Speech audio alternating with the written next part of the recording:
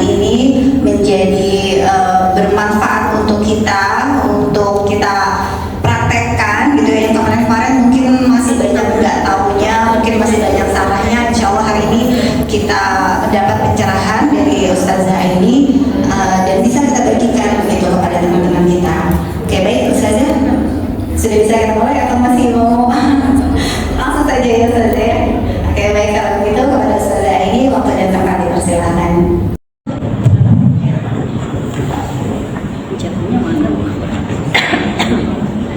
Bismillahirrahmanirrahim. Assalamualaikum warahmatullahi wabarakatuh. Waalaikumsalam warahmatullahi wabarakatuh. Alhamdulillahirabbil alamin wassalatu wassalamu ala nabiyyina wa habibina wa maulana Muhammadin wa ala alihi wa sahbihi ajma'in. Amma ba'du.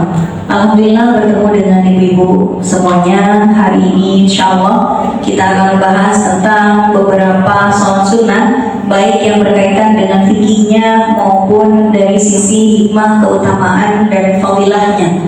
Tapi karena ini fikih sholat sunnah itu banyak. Sebelum saya memulai penjelasan, tolong saya ditentukan dulu mau sholat sunnah yang mana. Karena setiap sholat sunnah memiliki ciri khas dan keistimewaan yang berbeda-beda. Sholat sunnah itu contoh, sholat sunnah rawatib, sholat duha, sholat syuruk, sholat istikharah, sholat taubat, sholat hajat, Tahajud, istiqoroh, semuanya kayaknya sholat tarawih, sholat witir. tahajud, istiqoroh, sama tahajud juga. Tahiyatul masjid, sholat sunnah sahur ba'da wudu, sholat sunnah setelah tawaf, sholat sunnah setelah. Nah belum. Sesuai urutannya aja, nanti kita to be continue. Sesuai urutannya aja. Bu, kalau mau diurutin ada 20-an lebih. Allahu Akbar. Ayo. Tadi yang udah kita sebut berapa? Ada 15. Tahajud ya, itu yang tahajud yang paling. 19. Duha, tahajud, istiqoroh. Rawatib tuh. Bu, nomor 1 apa dulu? Rawatib dulu nih. Rawatib ya. Rawatib bu 1 jam nggak apa ya? Rawatib doang nih berarti. Lo disingkat. Banyak lainnya soalnya. Nggak banyak istimewanya tapi. Oh ya udah. Perhatiin aja semuanya ibu ya. Biar semangat rawatibnya. Ya. Masih ada waktu. Boleh di pertanyaan ya. Masih ada waktu tahajud. Ya. Masih ada waktu sampai asar juga ada. Yang lainnya buat pertanyaan. Kita bahas sholat sunnah rawatib. Sholat sunnah rawatib ini adalah sholat sunnah yang menjadi pendampingnya sholat fardu. Ibaratnya bu, pengantin itu sholat fardunya, nah bridesmaid sama pagar ayunya lah itu ya, nah itu rawatibnya. Tapi yang harus kita garis bawahi lebih dulu, jangan sampai kita salah prioritas.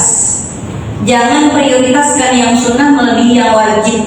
Karena bagaimanapun ibadah wajib itu pahalanya jauh lebih besar, lebih banyak daripada sholat sunnah.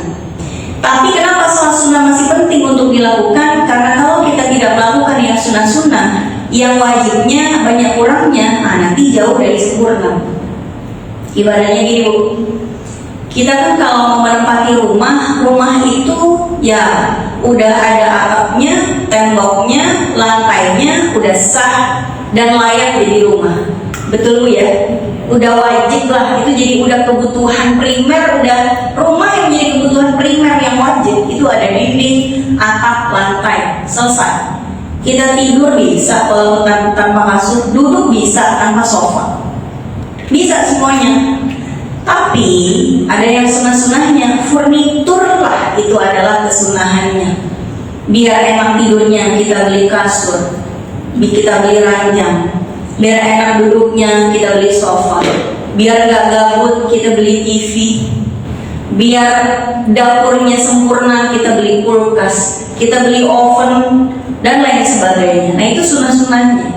Tapi kalau ibu nanya, bisa nggak kita bertempat tinggal di area, di lapangan gitu, ada sofanya, ada kasurnya, ada kompornya, ada kulkasnya, tapi tidak ada atap, tidak ada tembok, tidak ada ubin, bisa nggak? Nggak bisa. Jadi semewah apapun furnitur tidak akan sempurna dan tidak akan berlaku sebagaimana mestinya kalau tidak ada bangunan utama. Sebagaimana sholat fardu dan sholat sunnah juga gitu bu. Jangan sampai gini bu, tahajudnya 10 rakaat, Habis itu selesainya jam 3:30. Terus dia bilang tidur dulu kali, kalau nggak sholat subuh kan udah 10 rakaat dari tahajudnya. Mana udah hatam lagi surat Al-Baqarah kata dia. Kira-kira apakah kalau kata anak sekarang tuh apa sih Bu? Worth it nggak gitu ya? Worth it nggak? Sebanding nggak? Sepadan nggak? Kalau kita melakukan sholat tahajud 10 rakaat dengan meninggalkan 2 rakaat sholat subuh, nggak sebanding, nggak pernah akan sebanding. Ibaratnya kita melaksanakan sholat subuh itu pahalanya segede gunung, sedangkan sholat sunnah itu pahalanya ya selereng-lerengnya aja, gitu. Ibaratnya pahala sholat wajib itu gedenya segede karang di lautan. Sedangkan sholat sunnah itu kita kayak ngumpulin kerikil-kerikil yang menyempurnakan. Jadi berapapun banyaknya kerikil yang kita kumpulkan, ya nggak akan sama fungsinya dengan sholat fardu. Tapi kalau cuma sholat fardu doang, ya nggak sempurna juga. Jadi saling melengkapi. Itu ya. Satu kali lagi perumpamaan sholat fardu itu adalah yang wajib. Kita wajib menutup aurat. Bu pakai karung boni pun, yang penting aurat kita nggak kelihatan, itu udah sah menutup auratnya. Ibu ambil itu horden di rumah yang nggak dipakai, ibu bet-betin ke badan. Selama auratnya nggak kelihatan, ibu keluar rumah sudah sah sebagai penutup aurat. Tapi kan nggak indah. Pakai daster, pakai kerudung, ya itu udah wajib. Tapi kan pengen aksesoris juga. Ibaratnya tuh soal sunnahnya tuh mempercantik dan memperindah saja, kayak beli tas. Bu, tas ibu sebagai aksesoris atau sebagai fungsi? Dua-duanya kan. Coba kalau misalnya ibu kesini bawa karung, teng-tengan, kresek deh. Fungsinya sama kan, kresek sama tas yang kita bawa. Bisa buat naruh handphone dong, dompet, bedak, masuk semua di kresek. Tapi apakah kita kesini naik kresek? Nggak ada saya Bu. Gitu. Kalau ini sebagai wajibnya wajib, tapi kan kita punya indahnya, maka kita lakukan yang sunnahnya juga. Ibaratnya seperti itu. Jadi kita pakai tas yang bagus, kita pakai jam tangan, cincin, make up, kacamata, apalagi bros dan lain sebagainya. Itu semuanya adalah penyempurna. Tapi cincin, jam tangan, bros, tas tidak akan berfungsi kita pakai keluar rumah kalau kita telanjang bulat. Coba aja orang pakai telanjang bulat, pasnya Hermes deh, tapi telanjang bulat, ya tetap aja gitu, nggak ada gunanya juga. Nah, kira-kira antara sholat fardu dengan sholat sunnah seperti itu. Baik, sekarang kita akan memperjelas lagi, mendalami tentang sholat sunnah rawatib apa dan bagaimana. Sholat sunnah rawatib itu adalah sholawat al-masnunah qabla al-faraid atau ba'dah, yaitu sholat-sholat sunnah yang dilakukan sebelum atau sesudah sholat fardu. Kalau yang dilakukan sebelum sholat fardu namanya sholat sunnah rawatib qabliyah. Kalau yang sesudah namanya sholat sunnah rawatib ba'diyah, atau yang lebih gampangnya kita sebut qabliyah dan ba'diyah. Qabliyahan dulu gitu. Itu qobliyahan itu Bu, ada bahasa Arabnya, ada Indonesia-nya. Karena bahasa Arab itu nggak ada pakai an belakangnya, qobliyah doang. Nah kita tambahin an, qobliyahan, begitu kan, ba'diyahan gitu. Nah dari sisi yang paling utama dan tidak terlalu utama banget, dari sisi hukumnya itu nanti juga ada 2 macam. Ada yang sunnah muakkadah, ada yang sunnah ghairu muakkadah. Ada rawatib qobliyah ba'diyah ini yang sangat amat ditekankan sekali untuk dilakukan. Hampir Nabi tidak pernah meninggalkannya kecuali satu dan lain hal. Bahkan seringkali kalau Nabi pun meninggalkannya, Nabi tetap bela-belain mengqadha sholat sunnah qobliyah ba'diyah yang ini. Makanya disebut dengan sholat sunnah muakkadah. Rawatib muakkadah. Muakkadah itu artinya sangat amat ditekankan sekali, hampir-hampir wajib, walaupun nggak wajib, tapi hampir wajib. Yang kalau nggak dikerjain rugi banget. Kayak gini Bu, kurban Bu, hukumnya apa kurban? Ya wajib kurban. Kalau merah dia nggak kurban nggak dosa, tapi tercela, gitu ya. Nggak sampai dosa tapi tercela. Beda Bu antara dosa sama tercela. Itu sholat sunnah muakkadah itu seperti itu, hampir wajib walaupun nggak benar-benar wajib. Nah, ada yang ghairu muakkadah, dia disunahkan tapi nggak terlalu ngoyo Nabi ngerjainnya. Nabi nggak terlalu sesering itu melakukannya. Tapi kalau kita mau mengerjakannya, ada juga keistimewaannya. Saya kira seperti itu. Kita akan bahas dulu Bu, yang versi muakkadahnya Bu ya. Bu, bisa Ibu sebutin yang muakkadah kapan aja? Kalau Ibu udah bisa nyebutin, saya siap. 1, 2 rakaat qabla subuh, lalu nah dulu 2 qabla subuh, terus 4 rakaat qabla zuhur apa ba'da zuhur? Qabla zuhur 4, terus ba'da zuhur berapa? 2, terus asar? Enggak. Maghrib? Ba'diyah berapa? 2. Isya? Ba'diyah. Kalau qobliyahnya ada nggak Isya? Isya ada qobliyahnya nggak Bu? Nggak ada. Maghrib ada qobliyahnya nggak? Asar ada nggak? Asar ba'diyahnya ada nggak? Qobliyahnya?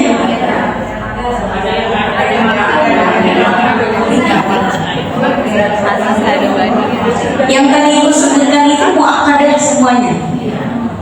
Tapi yang Ibu bilang nggak ada, itu ada, cuma dari muakkadah. Coba ya. Nah, yang muakkadah itu nanti ada 2 versi. Muakkadah itu nanti ada 2 versi.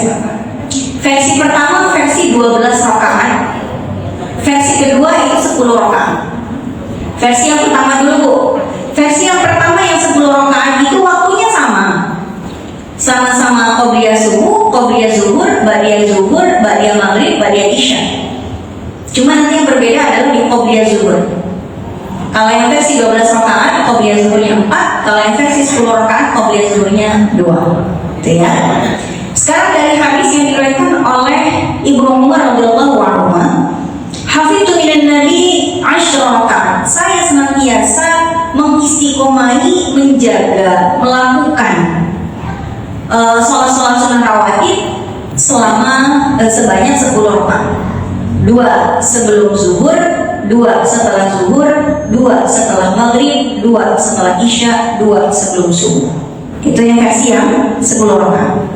Sekarang versi yang 12 rakaat itu dari hadis Sayyidah Aisyah radhiyallahu anha. Kata Sayyidah Aisyah, Nabi pernah bersabda, "Man sabara 'ala isnatai 'asyrata raka'atan banallahu 'azza wa jalla lahu baitan fil jannah." Siapa yang istiqomah melakukan 12 rakaat salat sunnah rawatib, Allah akan bangunkan baginya rumah di surga. Ini biasanya yang paling populer, lebih populer yang ini. Kenapa? Janjinya lebih real. Kalau tadi kan gak diingin Ibnu Umar. Ibnu Umar Bu nggak perlu diingin sama Nabi. Nabi kerjain, dia kerjain, nggak pernah nanya. Siapa yang paling gak kepo dimintai disuruh-suruh sama Ibnu Umar? Nabi Bu pernah suatu ketika safar gitu ya Ibnu Umar, terus dikasih tahu, Nabi pernah nih kesini nih, pernah waktu itu Nabi berdiri di situ tuh waktu itu. Gimana Nabi berdiri? Kata Ibnu Umar, di sini titiknya nih. Bentar berdiri dulu, saya mau ke situ. Bang ngapain Ibnu Umar? Nabi di sini kan berdirinya. Iya, lalu lu ngapain? Ibu pikir aja berdiri, kan Nabi pernah berdiri di sini. Iya tapi ngapain? Ya udah kalau Nabi pernah berdiri di sini, saya pengen berdiri di sini juga. Udah berdiri sebentar, baru lanjut ke perjalanan. Itu Ibnu Umar. Makanya di hadisnya itu Nabi ngerjain, Ibnu Umar ngerjain, dan Ibnu Umar gak pernah nanya gini, Nabi kalau saya sholat rawatib saya dapat apa? Pernah kayak gitu. Nah kalau kita sebagai awam, ya kita butuh motivasi dong Bu, ya Bu ya, butuh kita motivasi. Iman kita gak setinggi itu. Nah ibaratnya anak kecil Bu, disuruh sama orang tua pasti dia nanya, mandi 2 kali sehari sayang, pagi sama sore. Kenapa mah? Nanya dia. Soalnya begini di debat kadang-kadang. Gitu ya. Tapi kalau anak udah disuruh orang tua nurut gitu, ada yang kayak gitu, tapi ada juga yang bertanya-tanya. Nah kita sangat wajar kalau kita ingin tahu apa sih dibalik rahasia Nabi melaksanakan sholat sunnah rawatib. Oh ternyata kata Sayyidah Aisyah, Nabi pernah mengatakan bahwa siapa yang melaksanakan sholat sunnah rawatib istiqomah 12 rakaat yang muakkadah ini, Allah akan bangunkan rumah di surga. Siapa sih Bu yang mau rumah di surga? Kita hidup di dunia cuma puluhan tahun aja punya rumah. Ngubur-ngubur malah banting tulang perseringan. Padahal cuma buat ditempatin puluhan tahun doang. Kita di surga bukan cuma puluhan tahun, puluhan miliar tahun kali, kekalan gitu. Lah kali misalnya di surga kita ngempet, gak asik banget di surga ngempet. Ya asik sih bu, daripada masuk neraka jalur VIP, mendingan surga walaupun jalur ngempet emang. Benar. Kalau daripada ya mendingan kan gitu. Jadi kalau boleh milih yang pilihan yang ketiga, ya kalau bisa VIP di surga apa ngempet? Ya kalau mau ngempet di surga banyak spotnya sih bu. Di bawah Huldi ada.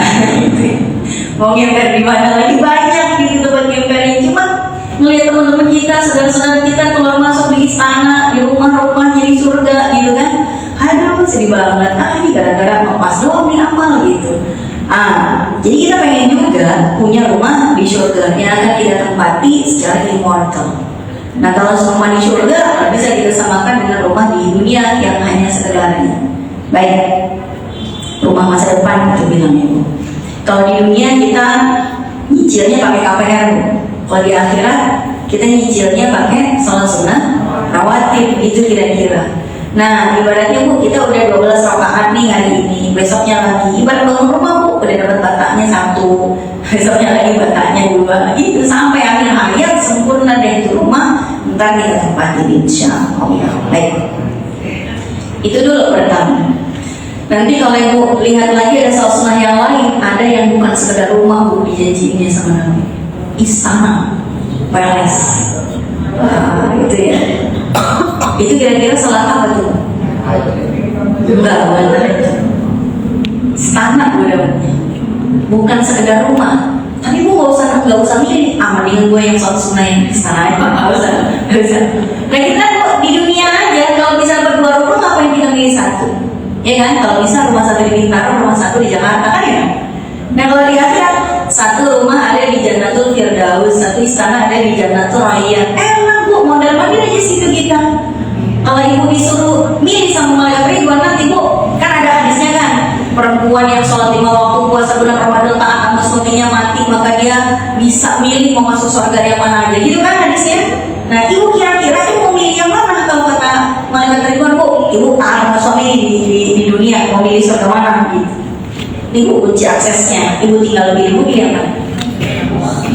Saya akan minta ke malaikat Ridwan multiple akses. Kenapa pilih satu kalau semuanya bisa? Kita masukin, kalau perlu ada rumah tuh. Wah enak banget itu bu ya. Nah jadi kita kerjain aja bu semuanya. Oke, baik. Yang dijanjikan istana itu salat tarawih bukan? Tasbih nggak? Duha. Tapi versi 12 rakaat tiap hari kali. Ibu udah belum hari ini? Nah belum. Ya udah jangan minta istana. 12 rakaat per hari. Minta istana, mau yang enak-enaknya aja. Entar harus tiap hari bu, kecuali haid lah gitu. Iya ada versinya, ada versi 12, ada versi 8. Versi 2 nggak ada Ustaz. Versi 2 nggak ada. Versi 2 ya dilancarin rezekinya. 4 rakaat dilancarin rezekinya. Versi 12 dilancarin rezekinya. Kalau tiap hari 12 baru kamu mau istirahat. Lah ini 12 rakaat hari Jumat doang. Pas lagi punya masalah, pas lagi punya utang doang. Ya gimana? Pas lagi gabung. Enggak, emang diperjuangin tiap hari 12. Kalau udah tiap hari 12, kecuali ada halangan yang betul-betul gak bisa melakukannya, nah itu baru kata malaikat, wajar nih cuti, aman nih cutinya diterima gitu. Oke, baik. Nah minimal ibu rawatib nih bu. Kalau rawatib kan gak berat lah, karena kan masih dalam waktu yang 5 waktu itu. Kalau duha kan nambah waktu yang berbeda, kadang-kadang berat juga di situ, apalagi jamnya pagi. Jam pagi yang hektik banget itu, apalagi buat yang kerja. Jangankan sholat duha, bisa berangkat sebelum matahari terbit aja udah alhamdulillah biar nggak kena macet di perjalanan. Baik, macet mulai jam berapa sih bu? Kalau rumah di Bintaro, kerjanya dekat rumah saya bu. Rumah saya di belakang Kemenkumham, di di situ kan banyak orang minta ada tuh di Kuningan setiap seberang ini kemenkumham, ini kedutaan Rusia. Nah, kira-kira 500 meter di situ. Itu kan macet. Jadi kalau saya ke Bintaro, saya lancar banget ke sini, nggak pernah macet. Ya kalaupun hari satu jam durasinya karena memang jauh. Tapi ketika saya nyetir lama gitu ya, sampai aja sambil nyetir musik, nyetel ini, nyetel itu, enak banget, lancar gitu. Tapi arah sebalik yang mau dari Bintaro ke Jakarta itu kayak parkiran semua tolnya. Kayak orang parkir di tol gitu. Nah, yang kayak gitu-gitu gimana coba masalah Tuhannya dibela-belain? Bisa 2 rakaat gitu, syukur banget itu. 12 rakaat lagi. Wah, kena SP tuh kalau sampai telat gitu kan. Nah, itu perjuangan memang. Ya orang janjinya istana Bu, yang nggak main-main perjuangannya. Baik. Sekarang keutamaan sholat sunnah rawatib yang muakkadah nomor 1 pasti kita dijanjikan tadi sudah kita sebutkan rumah di surga. Kalau dijanji rumah di surga, nggak usah kita nanya lagi. Ama fasilitas furniturnya enggak? Kulkasnya yang 2 pintu apa 4 pintu? Nanya semua. Udahlah. Namanya hari kiamat itu mala uduna sami'at wala aina nazar. Apa yang akan ada di akhirat itu, Bu? Sesuatu yang tidak pernah dibayangkan oleh mata kita, tidak pernah kita membayangkan pernah melihatnya atau pernah mendengarnya. Cuman dari cerita-cerita yang kadang-kadang kalau kita diceritain sama Pak Ustadz tentang hari kiamat, nanti gambaran di kepala kita pasti beda-beda versi. Kalau di filmnya itu di kepala kita ntar beda versinya, gitu. Karena nggak terbayang, nggak sampai akal kita di sana. Baik. Kemudian keutamaan yang berikutnya, anna Nabi sallallahu alaihi wasallam kana la yad'u arba'an qabla dhuhri wa rak'atayn qabla al-ghada. Ini disebutkan. Nabi hampir nggak pernah meninggalkan 4 rakaat sebelum zuhur dan 2 rakaat sebelum subuh. Kemudian berikutnya lagi, man hafadha ala 4 raka'atin qabla zuhri wa 4 ba'daha haramahullahu 'ala an-nar. Siapa yang senantiasa, kalau kita bilang senantiasa itu berarti dikerjain terus-terusan. Siapa yang senantiasa melakukan sholat sunnah qobliyah zuhur dan ba'diyah zuhur, Allah haramkan tubuhnya disentuh api neraka. Gampangnya gini Bu, sangat minim sekali kemungkinan dibakar di neraka. Kadang-kadang ada yang nanya gini, bukan orang Islam semuanya masuk surga ya? Eventually ya, pada akhirnya iya. Tapi ada yang direct, ada yang transit Bu.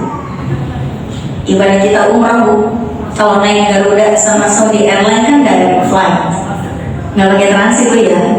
Tapi kan ada yang undirect, transit dulu. Naik Etihad kita transitnya di Abu Dhabi, naik Emirat kita transitnya di Dubai. Ada lagi yang versi transit sana transit sini, muter-muter ada. Paling enak memang direct. Nah nanti di akhirat orang Islam itu memang pada akhirnya semuanya masuk surga. Memang Nabi yang bilang, siapa yang dalam hatinya ada keimanan pada Allah dan Rasulnya pasti masuk surga. Tapi sebelum itu ya transit dulu kalau ada dosa-dosa yang perlu dipertanggungjawabkan. Nah kalau kita melakukan qobliyah sama ba'diyah zuhur, kita artinya meminimalisir potensi transit itu kira-kira. Kemudian raka'ata al-fajri khairun minad dunya wa ma fiha. Ini pasti ibu sering dengerin bahwa 2 rakaat qobliyah subuh itu lebih baik daripada dunia dan seisinya.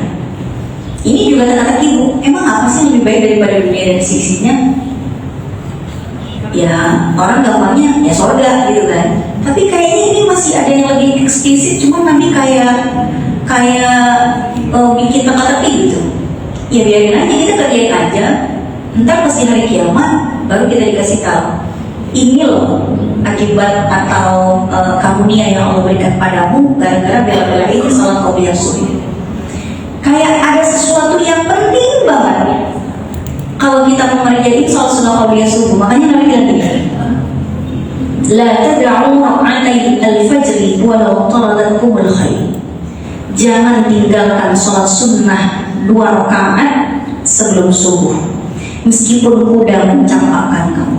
Ibaratnya ibu lagi naik kuda. Kalau sekarang sih nggak relate ya naik kuda ya, naik motor deh, naik motor. Tiba-tiba gara-gara jalannya licin, motornya oleng, gedebuk jatuh dari motor, encok atau encok, kakinya biru-biru.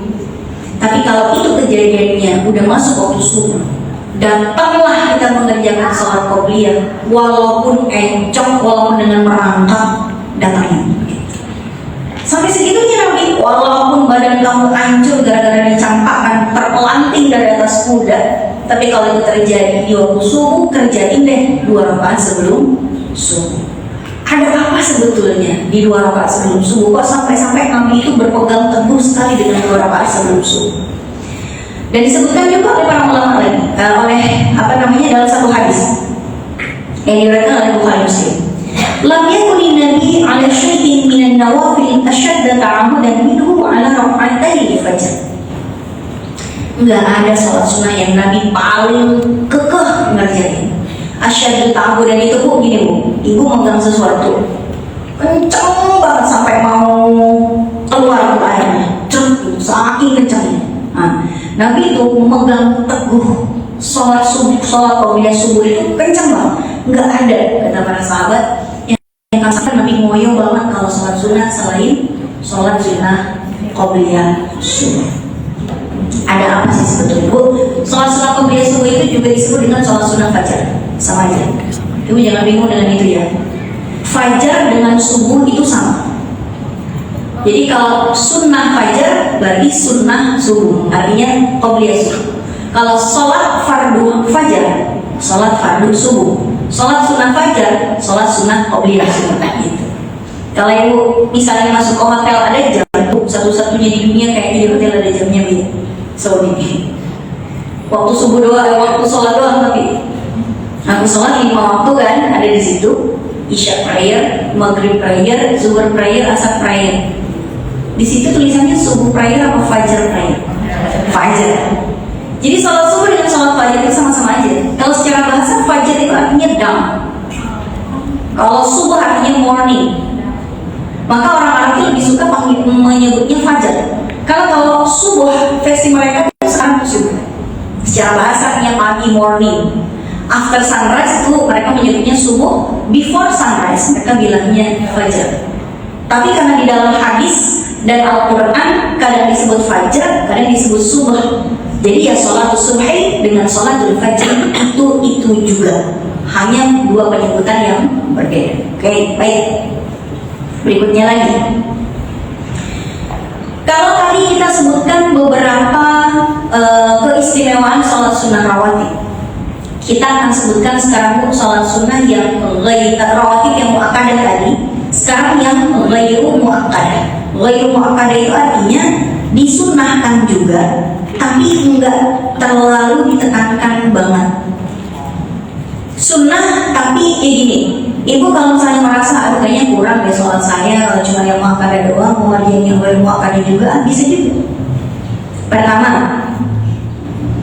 2 rakaat tambahan setelah zuhur. Tadi kan yang muakkadah 4 qobliyah zuhur sama 2 ba'diyah zuhur. Nah, 2 lagi tambahannya. Kalau ibu mau menyempurnakan yang muakkadah sama ghairu muakkadah, 4 ba'diyah zuhur. 2 yang pertama itu muakkadah, 2 berikutnya ini yang ghairu muakkadah.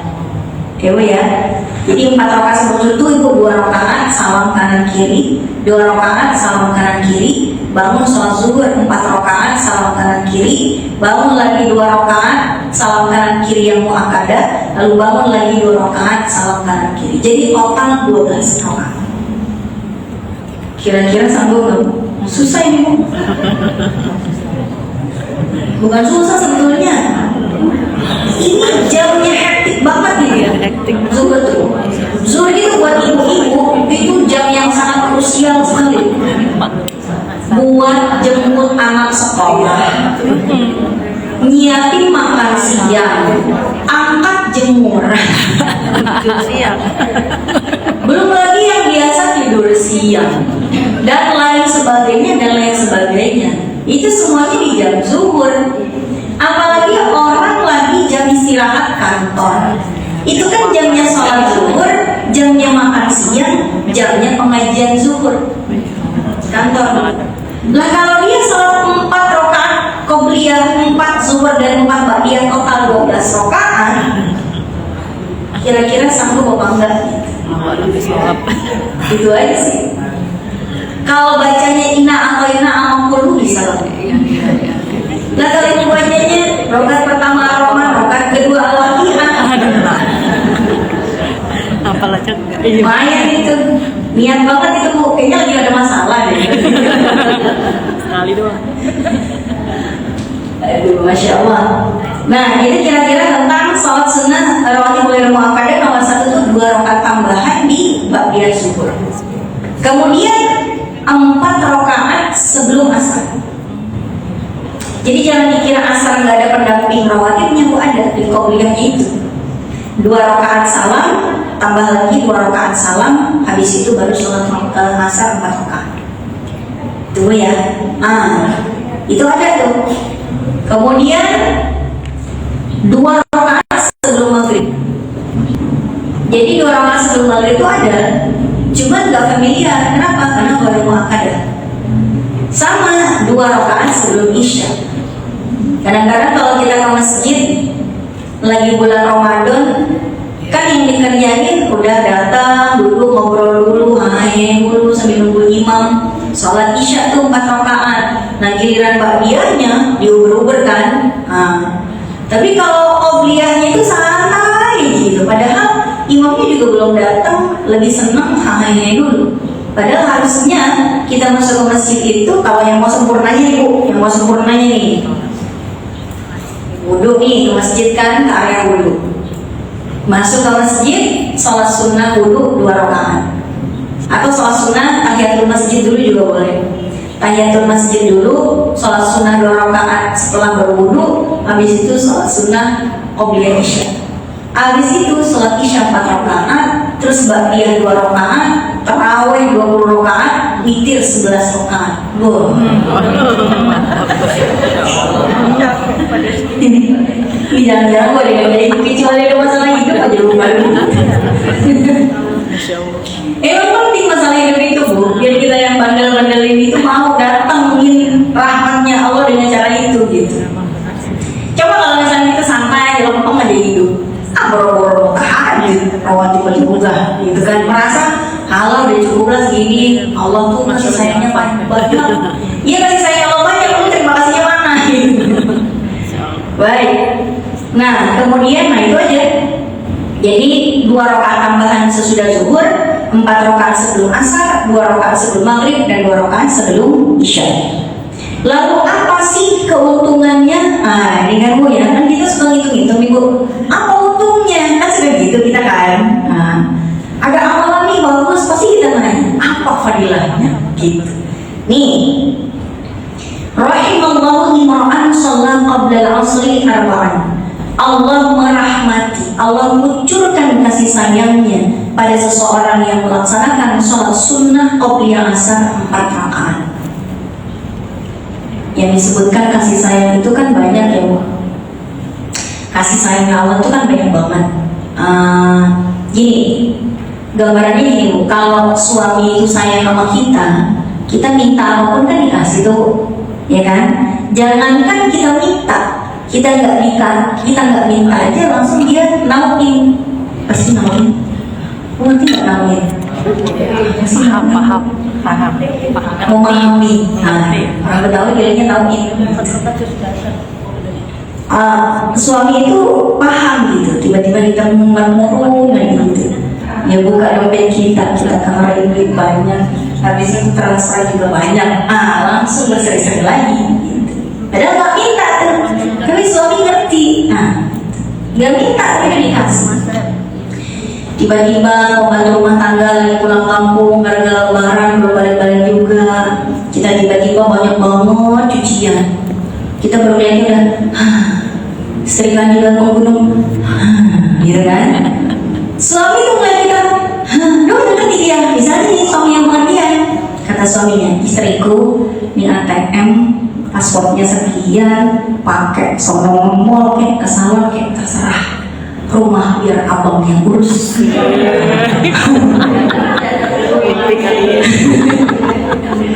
Suaminya cuci piring, nyapu, ngepel, ngangkat jemuran, nyetrika, bu. Tuh, semua dikerjain. Anak udah dimandiin, udah disuapin, tuh masih kecil-kecil gitu ya. Rumah rapi, jali semuanya gitu. Spray udah diganti, wah, apalagi tuh. Bed cover udah masuk laundry, nah, udah rapi aja semua gitu kan. Tiba-tiba kita pulang pun di atas meja masakan pun sudah tertata rapi. Nah, suami siapa deh itu? Nggak tahu, misalnya aja itu ya. Istri mana yang gak depan sama suami yang begini? Semuanya demen gitu. Istrinya udah nenteng belanjaan banyak banget, ya kan? Masih ada banyak juga sisanya saldonya kata suaminya. Segitu belanjaannya sayang. Nah. Ini kan seneng banget kita digituin bu kalau sama suami. Lah kalau yang versi disayang suami aja seperti itu bahagia ya, bayangan kebahagiaan kita. Nah gimana kalau Allah yang sayang? Kadang-kadang kita nggak sadar aja bu sayangnya Allah sama kita, ya enggak? Kita santai aja hidup di bumi, santai. Coba kalau kita tinggalnya di luar angkasa, hancur badan kita. Ya kan? Habis itu kalau Allah itu ambil satu aja bu, rahmatnya pada kita, syaraf tulang kita bu disentil gitu, dah kelar urusan. Syaraf kejepit bu, backpack kena deh itu. Yang tadinya duduk enak begini tiba-tiba aduh miring, gak enak banget itu. Diambil nikmat sedikit tuh insomnia, nggak bisa tidur deh itu. Biasanya semalaman enak banget tidurnya kayak ngorok, tiba-tiba nggak bisa tidur, cemas kan, malas kan. Karena Allah ngasih sama kita, orang banyak insomnia kita enggak, orang banyak kelaparan kita enggak. Orang di jam segini bu, ibu-ibu itu banyak wanita karir yang kenapa nggak dinafkahi suaminya, akhirnya banting tulang cari duit. Ibu bisa kesini di ruangan ber-AC ngaji coba. Kurang apa rahmatnya Allah sama kita. Nah jadi kalau ingin dirahmati ya udah kita sholat sunnah setidak-tidaknya 4 rakaat sebelum asar, gitu ya. Bu, rahmatnya Allah itu di dunia ada. Kadang-kadang rahmatnya Allah itu nggak bisa nggak bisa diukur logika. Kayak misalnya gini bu, ada ibu-ibu tuh ngeset kiri tiba-tiba belok kanan gitu, tapi nggak pernah dia celaka, nggak pernah nabrak, nggak pernah ditabrak, nggak tahu kenapa. Rahmat Allah tuh jangan-jangan. Giliran nggak bawa SIM nggak pernah ada razia, giliran ada razia pas kebetulan dia bawa SIM coba. Kurang apa rahmat Allah pada dia gitu. Nah itu adalah rahmat di dunia, rahmat di akhirat pun ada. Misal kita mempas banget gitu amalan kita bu, ditimbang dosanya segunung, pahalanya segunung, dimpas ketemu malaikat Ridwan bu, Anda termasuk penghuni surga, ibu surga. Rumah saya yang mana malaikat Ridwan kagak ada, ngempel aja bu, ngempel gitu. Tapi gara-gara sering salat sunnah qabliyah asar bisa saja Allah kasih rahmatnya kita saat di surga, malaikat Ridwan tuh hamba saya yang impas pahalanya kasihlah satu kos-kosan lah gitu, main dia udah ngempel, udah kos-kosan satu, ya kan? Nah itu kira-kira yang disebut dengan kasih sayang. Kasih sayang Allah pada penghuni neraka ada yang harusnya begitu diketok palu di pengadilan akhirat masuk neraka 1000 tahun, tiba-tiba kata Allah kepada malaikat Malik, itu hamba saya yang satu itu mau saya kasih rahmat dah, yang harusnya 1000 tahun di neraka masukin aja pagi, sore keluarin lagi. Betul, ya nggak enak sih. Cuma daripada 1000 tahun kan setengah hari doang, kurang apa rahmatnya gitu. Nah kira-kira seperti itu rahmatnya Allah. Ini kita kejar itu di 4 rakaat sebelum asar. Kemudian, ini bu tentang salat sunnah rawatib nih. Ibu kalau sholat sunnah rawatib qobliyah ba'diyah itu pindah tempat kan? Biasanya pindah tempat kan? Iya, kayak gitu. Sholat zuhur nih, terus mau ba'diyah di tempat yang sama apa minggir dikit? Tiga dikit biasa. Saya suka merhatiin ibu kalau bulan Ramadan pas kita lagi sholat isya mau tarawih tuh kan ba'diyahan tuh, kan di switch tuh sejadah sama temennya kan.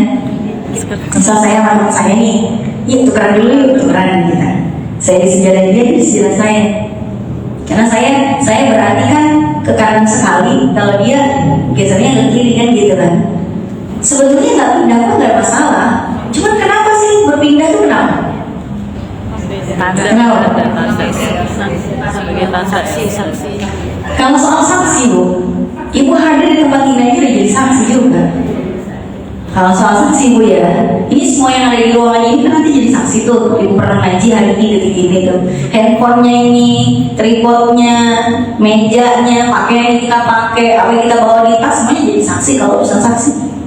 Tapi kenapa tiba-tiba disuruh pindah?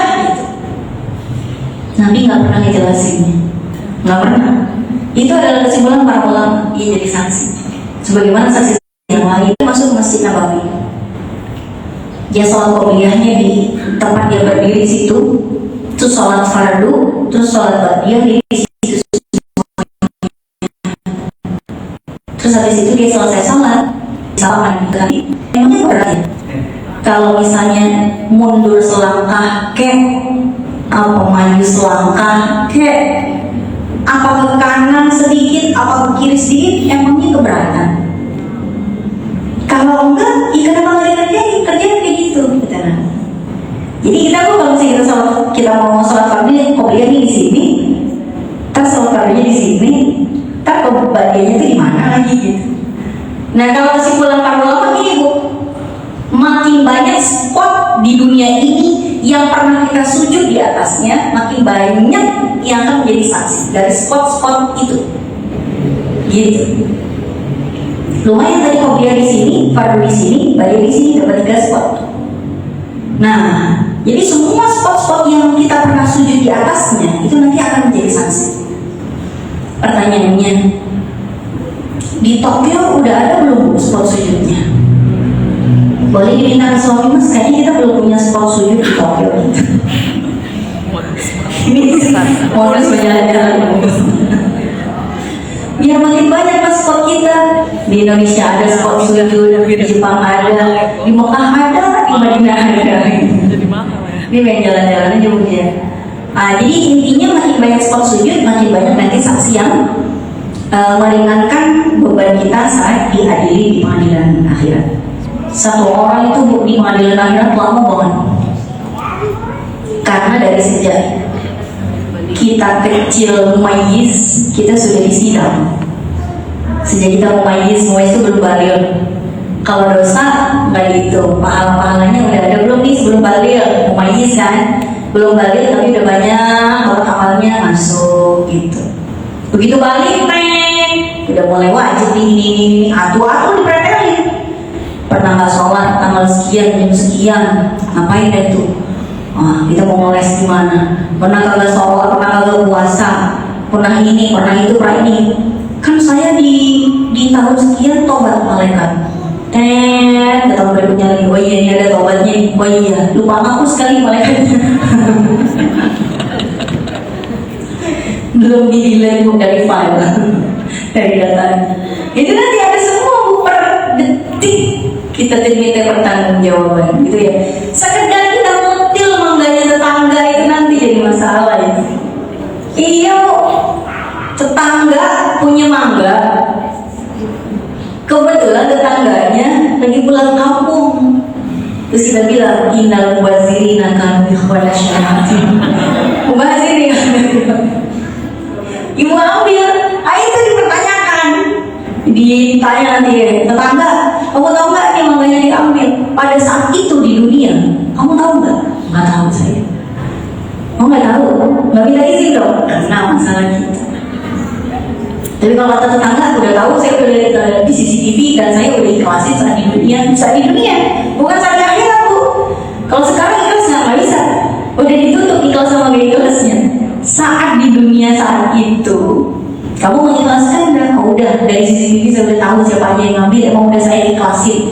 Mau dimakan codol, mau dimakan orang, udah saya ikhlasin. Oh, udah selesai masalah gitu. Nah, baik. Kemudian, jadi anjuran sholat sunnah berpindah tempat itu memang diperintahkan, dianjurkan sama Nabi, dan para ulama menyimpulkan agar memperbanyak spot yang akan menjadi saksi kita di hari kiamat. Baik. Sampai di sini sholat sunnah rawatib sudah selesai. Ibu mau bahas sholat apa lagi?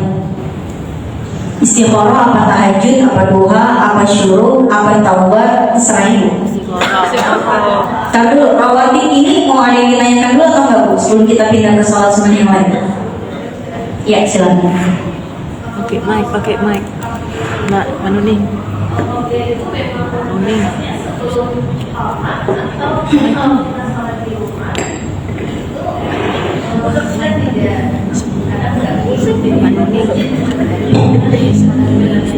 Sholat sunnah qobliyah itu adalah sholat sunnah sebelum kita melakukan sholat fardu. Sebelum kita melakukan sholat fardu. Tapi memang dalam satu hadis kan disebutkan, kalau sudah iqomah, segeralah merapatkan barisan sholat berjamaah, jangan malah baru memulai sholat qobliyah.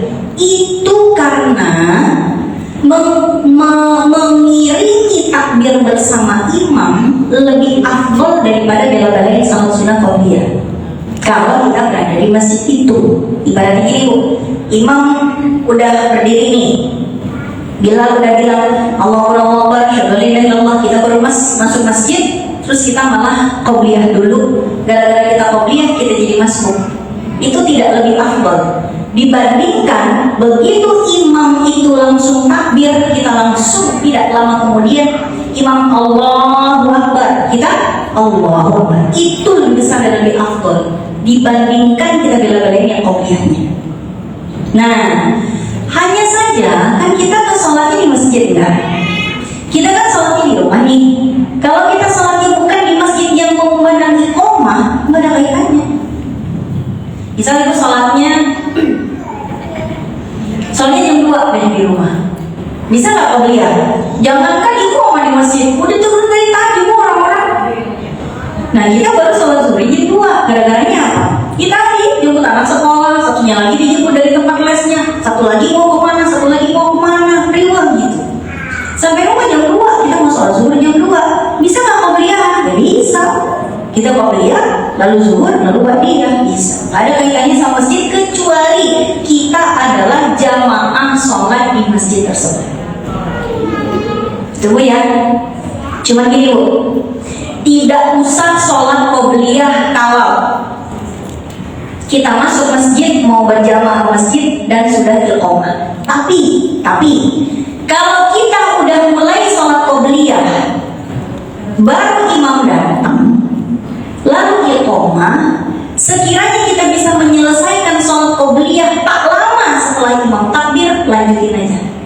Ini udah rakaat kedua nih kita Bu, ya kan? Udah rakaat kedua, terus kita lihat Bilal lagi siap-siap nih. Nah kita kan nggak usah baca yang macam-macam tuh. Habis walaupun amin, Allahu Akbar, langsung ruku, nggak usah baca surat, misalnya bisa. Ya kan? Subhanallah azimnya sekali, subhanallah awalnya 1 kali, itu udah cukup. Yang wajib-wajibnya doang. Tahiyatnya pun yang wajib doang. Tahiyat yang wajib cuma sampai Allahumma sholli ala sayyidina Muhammad wa ala sayyidina Muhammad, assalamualaikum warahmatullahi, udah bisa.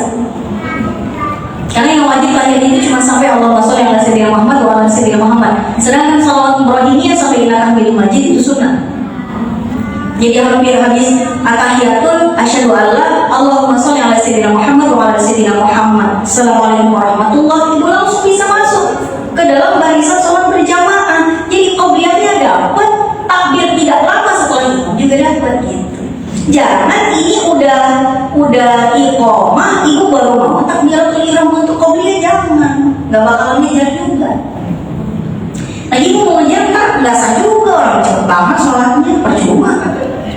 Mau ngejar coba secepat apa gitu, nggak ada tumaninahnya, percuma, nggak sah juga kan. Nah kemudian yang kedua yang tidak perlu sholat sunnah qobliyah adalah kalau kita berada di waktu sholat yang sebentar lagi mau habis waktunya. Yang kita prioritaskan adalah sholat fardunya. Bu, sekarang sunrise jam berapa? Jam 6 kurang, jam 6 pas ya? 6.00. Apa lewat sih? 6.04. Oh, ada 04-nya ya? Iya. Anggap jam 6.00 aja Bu ya, biar enak nih contohnya. Misalnya waktu subuh berakhir di jam 6.00. Terus kita terbangunnya jam 5.45. Bangun, ngumpulin nyawa dulu, kucek-kucek mata dulu, wudhu dulu, pakai mukena. Nah itu udah 8 menit kira-kira. Tinggal sisanya berapa menit? Tinggal 7 menit lagi Bu. Kalau qobliyahan dulu, begitu qobliyahan salam kanan salam kiri nongol mataharinya subuhnya nggak? Ya berarti kita langsung sholat subuhnya. Nah gitu kan? Itu namanya prioritas. Tapi kalau ibu bangun ya masih 5:30 masih bisa itu. 5:30 masih bisa. Jam 6 kurang 25 masih bisa. Kalau jam 6 kurang 20 bisa nggak? Bisa kali ya Bu ya? Asal bangun tidur nggak BAB dulu, dulu ya. Mana BAB-nya sebelum WhatsApp-an dulu ya Allah. Apa ngerjain subuhnya?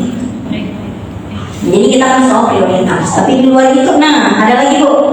Sholat sunnah rawatib ini jangan menjadi orang ketiga di antara sepasang sholat. Jangan ada dusta di antara kita. Maksudnya gini loh, lagi sholat jamak, menjamak sholat nih. Zuhur kan pasangannya asar, di jamak bisa kan? Maghrib pasangannya isya, subuh jomblo. Ibu jangan jamak akhir subuh sama duha ya. Nggak bisa. Zuhur sama asar misalnya ibu mau jamak takdim lah. Ibu mau jamak takdim zuhur sama asar. Itu habis sholat zuhur kan langsung harus berdiri asar. Jangan ada sholat sunnah di antara itu. Jadi ibu gak usah ba'diyah zuhur, gak usah qobliyah asar. Karena nanti jamak sholat jamaknya jadi nggak sah. Lagian inti dari menjamak itu adalah mensimplifikasi biar nggak ribet di dalam perjalanan kan? Tapi kalau ibu tetap pengen qobliyahan ya qobliyah nggak apa-apa. Qobliyah zuhur, lalu sholat zuhur, lalu sholat asar bisa. Atau misalnya maghrib sama isya nih, qobliyah maghrib, sholat isya, ba'diyah isya bisa. Tapi ba'diyah maghrib sama qobliyah isyanya nggak bisa. Dihilangkan. Itu Bu ya. Dan jadi sholat jamaah itu memang harus nempel. Hanya bisa dipisahkan dengan sesuatu yang sangat singkat. Zikir bentar, nggak usah lama-lama. Zikir komplitnya aja nanti setelah sholat yang kedua. Kecuali sholat jamaah itu yang dua ini bisa dijeda agak lama kalau ada hal yang mesti dilakukan demi kemaslahatan sholat. Contoh, begitu mau menjamak zuhur sama asar, assalamualaikum warahmatullahi wabarakatuh. Begitu dia mau berdiri mau sholat asarnya, kentut. Ibu menjamaknya bukan di musola ini, yang tempat duduknya dekat di Istiqlal. Anak saya sekolahnya di Istiqlal, bukan di bawahnya. Tadi mah coba juga ya sekolah di Istiqlal, kenapa? Tempat sholatnya jauh banget. Cuma di atas doang, saya bilang, ya siapa sih? Tapi tempat duduknya kalau batal jauh Bu, coba yang perempuan. Masuk Ibu, ya kan? Naik ke sebelah kanan dulu. Wudhu kan? Dari tempat wudhu, Ibu keluar ke sebelah sini. Sebelah sini, tangganya naik ke atas. Terus sebelah sana, mana Ibu harus jalannya paling ujung paling depan banget. Begitu habis sholat zuhur 2 rakaat, lagi Ibu mau menjamak sholat di situ misalnya ya, salam kanan, salam kiri. Kentut lagi. Nah, Ibu dari ujung sana jalan ke belakang, berapa kilo tuh ya? Turun, habis itu kamarnya sebelah sana, ujung sini. Nah, habis wudhu sini lagi, naik lagi, sana lagi. Durasinya lumayan itu. Sholat capek deh. Kapan sholat? Kalau misalnya Ayam enggak. kalau misalnya jedanya lama gara-gara untuk kepentingan ngambil air wudhu lagi, itu bisa. Kenapa? Karena tanpa itu nggak bisa sholat asar. Atau habis sholat zuhur mau sholat asar, tiba-tiba kena najis bajunya. Misalnya pas di perjalanan habis sholat zuhur, tiba-tiba anak kita muntah, wah gitu. Terus baju kita kena muntahan. Terus kita ke mana dulu, ke toilet, ganti baju yang bersih dulu, bersih dulu, baru sholat asarnya itu bisa. Tapi kalau bukan untuk maslahat sholat, untuk kepentingan sholat, nggak bisa di jeda lama. Ibu misalnya di rest area nih, terus melihat di masjidnya ibu lagi sholat zuhur berjamaah. Ibu sholat zuhur berjamaah. Habis zuhur berjamaah, turun dari masjid, makan siang, ngeteh, makan gorengan, tiba-tiba oh iya, kenapa nggak di jamaah asar ya gitu. Ibu nggak bisa tiba-tiba ujung-ujung cik gitu, nggak bisa menjamaah. Nah ini kita nanti bicara tentang sholat jamaah ya Bu. Tapi kita kan fokusnya sekarang sholat sunnah rawatib. Intinya sholat sunnah rawatib itu jangan berada di sela-sela antara dua sholat yang sedang dijamaah. Oke, sisanya kita disunahkan qobliyah dan ba'diyah. Baik, kita lihat. Kalau misalnya sholat qobliyah ba'diyah itu habis kita sholat, Mau nanya Ustazah, setelah kita melakukan sholat qobliyah atau ba'diyah itu, misalnya qobliyah gitu ya, kita kan mau naik lagi buat sholat fardu, itu ada zikir khusus nggak sih? Misalnya kalau sunat rawatib itu, atau memang udah selesai kita langsung lanjut, setelah ba'diyah juga udah langsung kita selesai pernah atau gimana Ustazah? Kalau zikir-zikirnya itu pasti ada zikir, istighfar dan lain sebagainya. Sebagaimana kalau kita habis sholat. Cuman memang Bu, jangan terlalu lama. Dari qobliyah ke sholat fardu jangan terlalu lama. Dari sholat fardu ke ba'diyah juga jangan terlalu lama. Kecuali zikir yang biasa kita baca setelah sholat, kan memang biasanya zikirnya agak lama itu. Tapi cuma zikir aja gitu. Jangan sampai ibu udah zikir nih, udah istighfar 7 kali, kemudian ibu baca tasbih 33 kali, habis itu baca tahmid 33 kali, takbir 33 kali, doa ini, doa itu, doa ini, doa itu, udah selesai. Habis itu ibu cepat-cepatin dulu di keranjang kuning, mantau-mantau dulu komen-komen netizen Juli, ya kelamaan dong gitu. Enggak, habis zikir, habis doa langsung bangun ke ba'diyahnya. Jangan mondar mandir lagi. Saya pernah dulu kayak gitu. Lagi habis sholat fardu, belum nyoba mukena ini. Cuman kan anak-anak ada apa-apa segala macam kan. Mau sholat ba'diyah isya misalnya. Mama, ini aku nggak bisa nge-zoom sama ustadku. Gini. Saya betulin dulu zoom-zoomannya. Mama, gini. Mama, aku kata guruku harus ujian ini. Ke DIY rumah gitu kan. Aduh gitu. Udah lama udah mandi. Terus saya baru sadar. Ya Allah, belum buat dia kita ini nyedai apa? Gak bisa. Gak bisa. Ya gak bisa lah. Udah begitu. Downloadin apalah Microsoft Teams yang dulu saya downloadin apalah. Udah dari tadi kenal kan? Udah kelar. Dari tadi gitu. Ya udah, gimana lagi? Kalau mau, ya udah sholat witir udah. Habis gimana? Nah itu kira-kira seperti itu. Jadi tidak boleh dijeda dengan hal yang tidak penting kecuali dijeda dengan zikir-zikir dan doa-doa yang biasa kita lakukan setelah sholat. Jangan lupa Bu, kalau bisa istighfarnya yang komplit Bu. Biasanya istighfarnya yang seperti apa yang paling panjang? Ya astagfirullahaladzim doang Bu ya. Apa lagi itu? Yang komplit Bu. Yang komplit itu kita mintain ampun buat kita, anak-anak kita, saudara kita, guru kita, semua umat Islam. Astaghfirullahaladzim li wali walidayya wali ashabil huquqi alayya wali jami'il muslimina wal muslimat wal mu'minina wal mu'minat al ahya'i minhum wal amwat. Itu kan mesti baca 7 kali. Astaghfirullahaladzim, ya Allah mohon ampun li untuk dosa-dosa saya, wali walidayya dan dosa kedua orang tua saya, wali ashabil huquqi alayya dan orang-orang yang mereka memiliki hak terhadapku. Ini Bu, orang-orang yang punya hak terhadap kita itu siapa? suami, anak-anak, mertua, ipar, tetangga, murid, guru, besti, semuanya masuk di situ.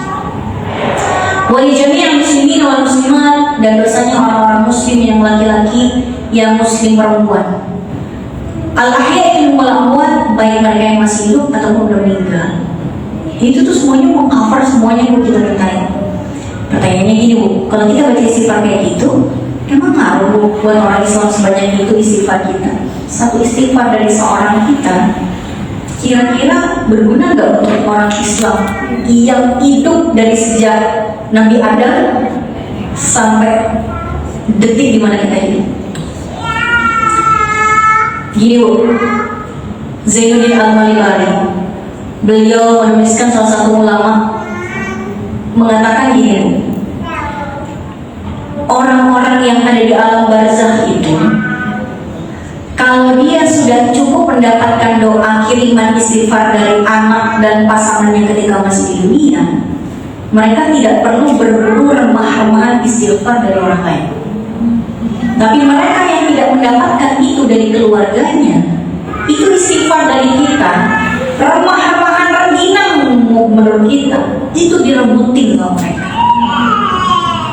Jadi misalnya nih, kita udah minta sama Allah, ya Allah, ampunilah dosa almarhum ibu saya, almarhum kakek saya, almarhum nenek saya. Udah nih, kan kita khususin, kita baca Al-Fatihah yuk buat ibu saya, dapat satu ibu saya. Udah dapat, udah selesai. Nah ketika saya misalnya atau ibu-ibu berdoa, ya Allah, ampunilah dosa-dosa orang-orang Islam yang masih hidup atau yang sudah meninggal.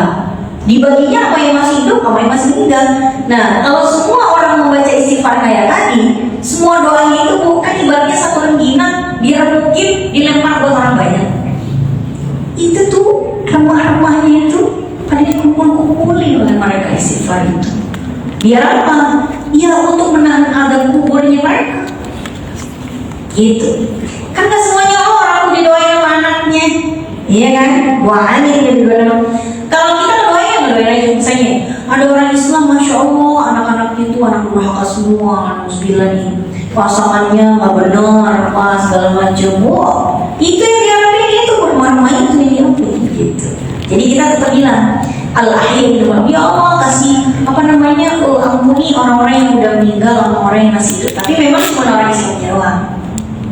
Karena kan kita nggak boleh mendoakan kebahagiaan akhirat buat orang non muslim, kan nggak boleh. Kalau orang yang non muslim kita doain, boleh nggak? Boleh, asalkan untuk kebaikan di dunia aja.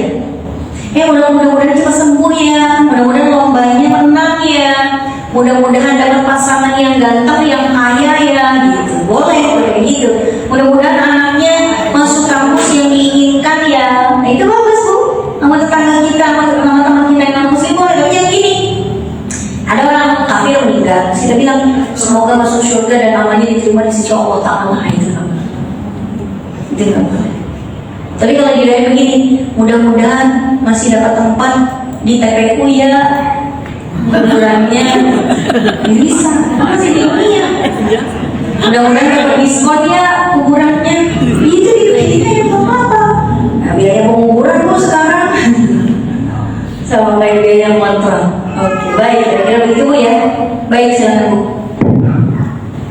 Ustaz mau tanya, kalau kalau sholat sunnah itu apakah kita perlu membaca doa iftitah? Karena ada yang bilang tetap harus, ada yang bilang nggak usah. Terima kasih. Doa iftitah dari awal memang sunnah, tidak pernah ada harus pada iftitah. Tidak hanya pada sholat sunnah, pada sholat fardu juga dari awal sunnah doa Bu. Ya Bu ya. Jadi Ibu kalau mau sholat sunnah, mau baca iftitah ya berpahala. Dalam sholat fardu baca doa iftitah ya berpahala. Doa iftitah itu sunnah dibaca sebelum Al-Fatihah, baik di dalam sholat sunnah maupun di dalam sholat fardu. Tapi kalau tadi pertanyaan Ibu, tetap harus dibaca apa enggak? Dari awal enggak harus. Tapi kalau dibaca dapat pahala. Karena doa iftitah ketika kita berdiri yang wajib dibaca itu cuma Al-Fatihah doang. Iftitah di skip boleh? Boleh. Surat pendek boleh di skip? Boleh. Kecuali kita jadi imam, baru wajib baca surat. Dan kalau kita habis walaupun amin Allahu Akbar, makmum. Ya Allah bisa boleh langsung rukuk, makmumnya. Nah tadi kalau sholat sendiri skip aja. Lagi boarding pesawat udah dipanggil. Nah begitu dipanggil, ya nggak usah baca surat lagi, udah baca Al-Fatihah aja, habis itu langsung rukuk. Nggak usah dibaca iftitahnya juga di skip. Nah gini Bu, ada kalanya doa iftitah dilarang untuk dibaca. Gimana tuh? Saat sholat berjamaah bagi makmum yang masbuk. Dan tahu masbuk masih iftitah ya. Mana join sholat berjamaahnya imam udah baca surat pendek, udah baca Al-Fatihah udah kelar, kita baru join imamnya baca hina lagi pendek banget. Ya kan bacanya dulu juga pendek banget juga. Walam yakul lahu, kita baru Allahu Akbar. Kufuwan ahad, kita Allahu Akbar ya. Tidak boleh. Kita langsung wajib upayakan Al-Fatihah, dapat 2-3 ayat. Terus imam ruku, ya udah kita ruku. Jadi kita prioritaskan yang rukun, yang wajibnya. Jangan kita ngejar doa kita. Tapi kalau misalnya kita masuk sholat berjamaah beriringan tepat takbir kita setelah takbirnya imam, tetap kita disunahkan sholat sunnah ataupun fardu untuk membaca doa iftitah. Kalau cukup waktunya doa kita nggak apa-apa di sholat sunnah. Tapi kalau nggak keburu ya skip aja. Baik, ada lagi Bu? Assalamualaikum warahmatullahi wabarakatuh. Bu saja mau tanya, kalau kita sholat yang tahiyat awal ataupun tahiyat akhir, kan kita baca Allahumma sholli ala sayyidina Muhammad. Tapi ada ustadz yang bilang Allahumma sholli ala Muhammad aja. Itu yang mana yang benar? Dua-duanya benar. Sama aja. Sama aja. Bu, Ibu kalau sholawat sama Nabi Allahumma sholli ala Muhammad apa Allahumma sholli ala sayyidina Muhammad? Sayyidina. Kenapa pakai Sayyidina padahal itu bukan namanya Nabi? Untuk penghormatan. Bu, Ibu kalau manggil Pak Presiden, Pak Prabowo, Pak, Ibu bilangnya Prabowo atau Pak Prabowo? Saya mau sowan ke Prabowo atau saya mau sowan ke Pak Prabowo? Pak Prabowo. Sama aja benar. Mau kemana? Mau sowan ke rumahnya siapa? Rumahnya Prabowo. Iya nggak salah juga kan? Pak itu kan bukan namanya dia. Tapi penghormatan kan? Ya udah. Ya. Misalnya, ya Allah berikanlah ampunan kepada Pak Prabowo atas dosa-dosanya kalau ada. Atau ya Allah berikanlah ampunan kepada Prabowo. Sama aja sih. Dan itu kita Allahumma sholli ala sayyidina Muhammad. Ya Allah berilah sholawat, berikanlah keselamatan kepada Nabi Muhammad. Bisa. Atau kepada junjungan kami, baginda kami, idola kami, Nabi Muhammad. Ya nggak masalah. Itu istilahnya taswid. Taswid itu artinya memberikan awalan sayyidina, dan jumhur ulama, mayoritas ulama itu memperbolehkan. Mereka berbedanya hanya pada mana yang lebih afdol. Soalnya gini Bu, kan nggak boleh ngomong di luar bacaan sholat. Kalau sayyidina dianggap bukan bacaan bagian dari sholawat, berarti batal sholatnya. Tapi kalau sayyidina bagian dari sholawat, ya berarti nggak batal. Nah kan kita lagi baca sholawat, apakah sayyidina itu termasuk bagian dari sholawat atau tidak? Ya bagian dari sholawat. Gitu Bu. Mau kita bacanya dalam sholat atau di luar sholat, sholawat itu ya pakai sayyidina. Tapi kalau versi yang lain mengatakan bahwa gak usah pakai sayyidina, itu bukan bagian dari sholawat, nanti malah batalin sholat. Itu sih bedanya. Apakah sayyidina itu bacaan resmi dalam sholawat, di dalam sholat atau tidak? Itu aja Bu. Kalau versi mayoritas ulama atau kita sebut sebagai jumhur ulama mengatakan taswid, penambahan sayyidina adalah bagian dari sholawat yang jika dibaca dalam sholat pun tidak dipermasalahkan soal keabsahannya. Ibu yang mananya yang nyaman? Kalau mau cepat terus pakai sayyidina Bu, lumayan kurangnya setengah detik. Kalau lagi buru-buru. Tapi kalau enggak pakai sayyidina itu lebih afdal sebagai penghormatan kita kepada Nabi Muhammad. Ada lagi Bu? Ya, saya mungkin sedikit mau ada gunanya mungkin ya. Tadi kan apa yang bagian dari sholat. Mungkin kita perlu ini ya dipastikan lagi tadi rukun apa yang wajib di dalam sholat bacaannya, baca misalnya Al-Fatihah, istighfar itu termasuk wajib atau sunnah dan sebagainya. Terus kedua tadi baca kalau kita lagi bersin itu kita alhamdulillah tuh boleh nggak? Itu kan bukan baca sholat tapi kita kebiasaan itu gimana hukumnya. Kemudian satu lagi saya pernah dengar kalau Al-Fatihah itu nggak apa-apa tuh di sholat tuh kita baca auzubillahi minasyaitonir rajim. Nah itu gimana? Apa iya boleh gitu? Baik, Bu, mau bahas rukun-rukun gerakan dan baca dalam sholat. Saya minta waktu 1 jam lebih. Iya. Tapi kontinu. 1 jam untuk gerakan dan gerakan dan bacaan dalam sholat 1 jam. Gerakan dan bacaan dalam sholat, gerakan dan bacaan yang sunnah dalam sholat 1 jam. Yang membatalkan sholat, saya di masjid Taman Puri Bintaro. Sesi 1 syarat sah sholat, sesi 2 gerakan dan bacaan dalam sholat, sesi 3 hal yang membatalkan sholat, baru 3 sesi. Nah kalau minta 1 sesi, saya permukaannya aja Bu ya. Gini Bu, gerakan dan bacaan dalam sholat yang wajib dilakukan itu namanya rukun sholat. Rukun dalam sholat itu cuma 17 saja, dan kebanyakan hampir gerakan doang. Jadi sholat itu yang wajib itu banyakkan gerakannya ketimbang bacaannya. Bacaan yang wajib itu Bu, ada berapa?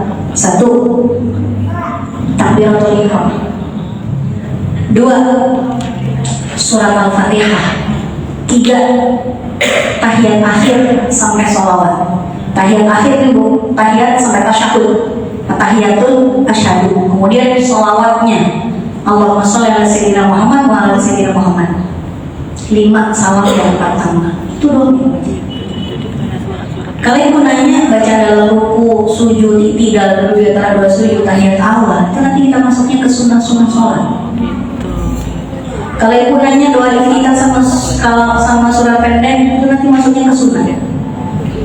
Cuman kalau itu skip semua yang sunnah-sunnah, dilakukan yang rukun-rukunnya doang, kayaknya itu bakalan aneh gitu rasanya. Aneh rasanya. Coba aja, cuma rukun-rukun yang saya sebutin 17 yang wajib dalam sholat. Rukun sholat itu cuma 17 saja. 1, niat. 2, takbiratul ihram. Bu, kalau saya sebut takbiratul ihram itu bukan gerakan ya. Takbiratul ihram itu bacaan, bukan gerakan yang wajib. Mau ibu ngangkat tangan, nggak mau nggak angkat tangan itu nggak apa-apa. Ibu misalnya niat, Allahu Akbar, gini dong. Nggak ngangkat tangan, buat sedangkan itu nggak wajib. Yang wajib itu ngomongnya Allahu Akbar. Ini Bu, kalau gini ibu malah nggak salah. Sebutin harus keluarin harus keluar Rasa. Karena yang wajib bukan gerakannya, yang wajib justru dia Allahu Akbar. Makanya bacaan yang wajib dalam sholat nomor 1 takbiratul ihram. Allahu Akbarnya itu ngomong Bu. Jangan dalam hati. Walaupun kemarin rasa ini wajib itu Allahu Akbarnya. Niat lafaz Allahu Akbar, kemudian berdiri bagi yang mampu, kemudian baca surat Al-Fatihah 7 ayat, ruku, tumakninah, i'tidal, tumakninah, sujud, tumakninah, duduk di antara 2 sujud, tumakninah, duduk tahiyat akhir, bacaan tahiyat dan tasyahud akhir, sholawat dalam tahiyat akhir, salam yang pertama, tertib pas 17. Dah itu doang yang wajib. Sisanya sunnah semuanya. Jadi sholat yang kita lakukan selama ini terdiri dari 2 bagian, rukun yang wajib dan sunnah yang melengkapi. Coba ya, itu kira-kira.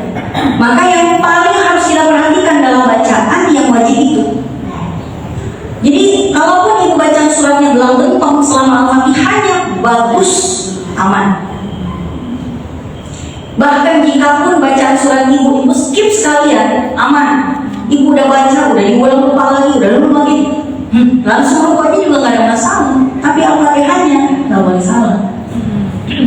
Itu misalnya kan kadang-kadang ada orang lagi mau habis murojaah, dia pakai KPI dalam sholat kan, lupa ujung-ujungnya udah Fabi ayyi ala rabbikuma tukadzibana, ini lupa nih Fabi ayyi ala ya ayat berapa nih kan, akhirnya Bismillahirrahmanirrahim qul huwallahu balik setelah awal. Jangan kan orang kalau lagi ngelamun dalam sholat, Bu, ya Allah, Al-Kafir kalau lagi nggak konsen juga nggak ketemu ayat terakhirnya kan? Iya benar. Wala antum ma'buduna ma'ahu bala antum ma'budun bala antum ma'buduna ma'ahu bala antum ma'budun bala antum ma'budun bala antum ini mau sendiri. Akhirnya apa? Bismillahirrahmanirrahim. Intan lakum dinukum walihatinnya aja itu loh. Karena kalau ada lagi kepikiran, banyak pikiran tuh, ya kan? Tapi yang kejadian di Al-Fatihah gitu aja. Nah kalau Fatihahnya itu harus benar semuanya. Jangan asal baca Al-Fatihah itu. Tasydidnya aja salah jadi masalah. Yang baca iya karena bodoh, wah iya karena salah, iya, tuh. Alhamdulillahirabbil alamin. Tapi kadang aksen nggak bisa dirubah kan. Kalau orang Jawa nggak bisa ngomong itu nggak bisa. Saya punya bule Bu, namanya Leina. Karena namanya Siti Syariah. Tapi bule sendiri kalau ditanya namanya siapa, bule Siti Saringan. Syariah le, iya Saringan. Syariah le, iya Saringan. Udah aksennya nggak bisa dirubah ya, nggak usah dipaksakan. Ya kan Bu, itu ya Bu ya, kira-kira seperti itu. Udah ini Bang Bu, yang wajib istilahnya sunnah semuanya. Dan yang wajib itu tadi tumanina itu wajib. Maka kalau sholat Bu jangan kayak orang selama aerobik. Wah, 3. Gak gitu dong. Oke baik, ada lagi Bu? Tadi baca ta'awudz tadi. Ta'awudz itu diperbolehkan. Ibu, ta'awudz itu sebaiknya memang di dalam hati. Tapi kalau misalnya dilafalkan nanti para ulama beda pendapat karena memang ta'awudz itu bukan bagian di dalam bacaan Al-Quran. Ya Bu ya, ta'awudz sama sodaq. Kalau Shadaqallahul Azim semua sepakat itu bukan bacaan dalam sholat. Sehingga kalau dibaca dalam sholat bakal sholatnya.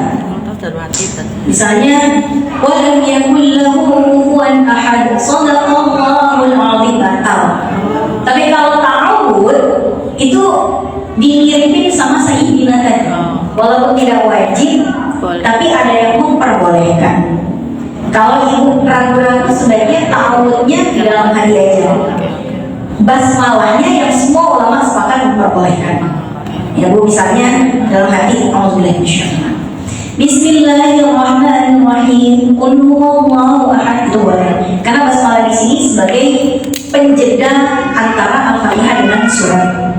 Nah itu diperbolehkan. Tapi kalau ta'awudz para ulama beda pendapat antara yang mengatakan boleh dan yang mengatakan membatalkan. Kalau Shadaqallahu alaihi semua sepakat itu membatalkan.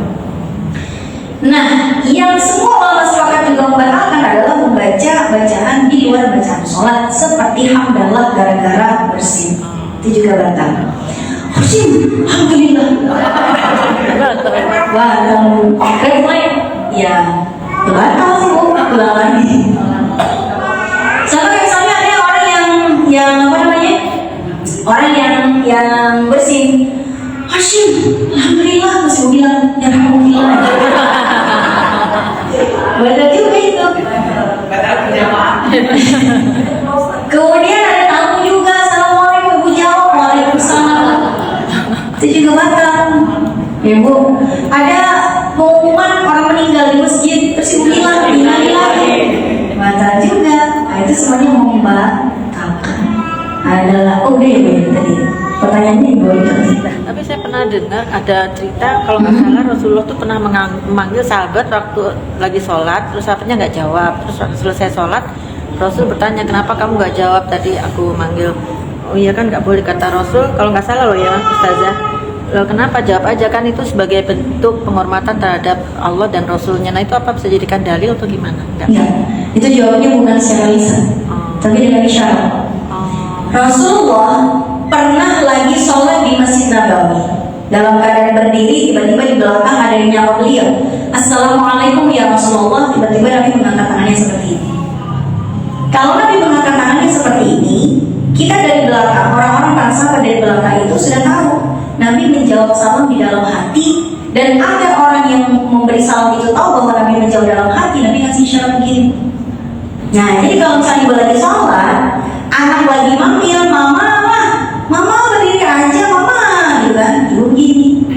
Itu artinya mamanya udah menyambut panggilan anaknya, tapi begini, bukan dengan lisan. Ya bentar, mulai tanya-tanya, bentar lagi.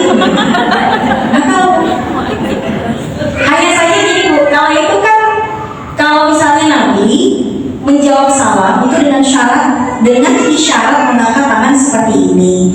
Jadi kalau ibu lagi sholat di tempat ini, bisa melakukan hal yang sama. Ada yang salam sama ibu begini dari depan, dia dari belakang melihat. Tapi ini nggak bisa ibu lakukan kalau ibu lagi sholat di rumah. Ada yang salam dari balik pintu. Kelihatan dong. Ibu mau begini juga nggak kelihatan.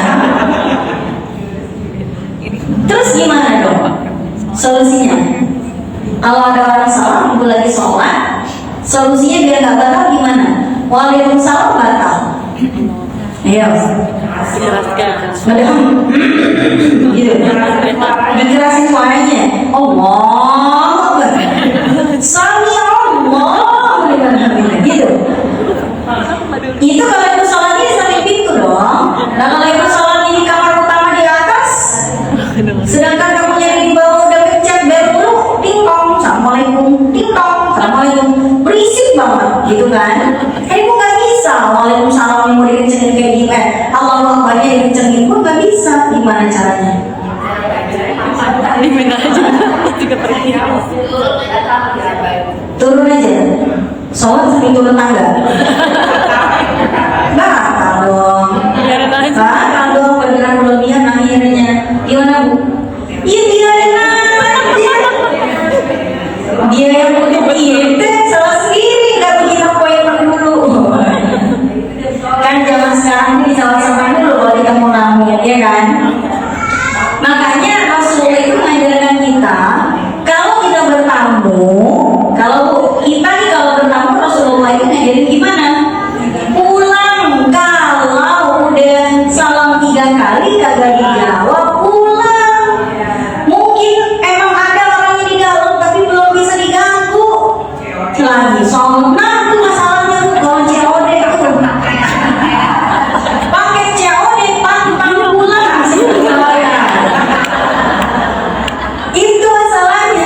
Maka kalau pakai COD begitu kan biasanya WhatsApp kita dulu, saya mau ini nih nganterin barang, mau disiapkan uangnya sekian-sekian, ya kan ibu bisa bilang jam berapa nih kesini, ibu bisa sesuaikan dengan waktu sholatnya gitu ibu ya. Iya, jadi ya sudah, kalau memang ada tamu dibiarkan saja, nanti pun kalau dia penting juga balik lagi. Jangan kita batalkan sholat kita tanpa alasan. Nggak boleh batalkan sholat kecuali ada kedaruratan. Misalnya gempa, kebakaran, mules sakit perut, kebelet, nah itu boleh. Atau untuk menyelamatkan orang lain, anaknya udah di pinggir kasur, gerak dikit geledak tuh anak, kita batalin untuk nyelamatin. Kalau tidak ada kedaruratan nggak bisa. Pakai COD nggak darurat. Diomelin Pak. Itu ya. Oke baik. Kebelet boleh. Tapi Bu kalau kebelet itu kita anak pergi aja. Banyak.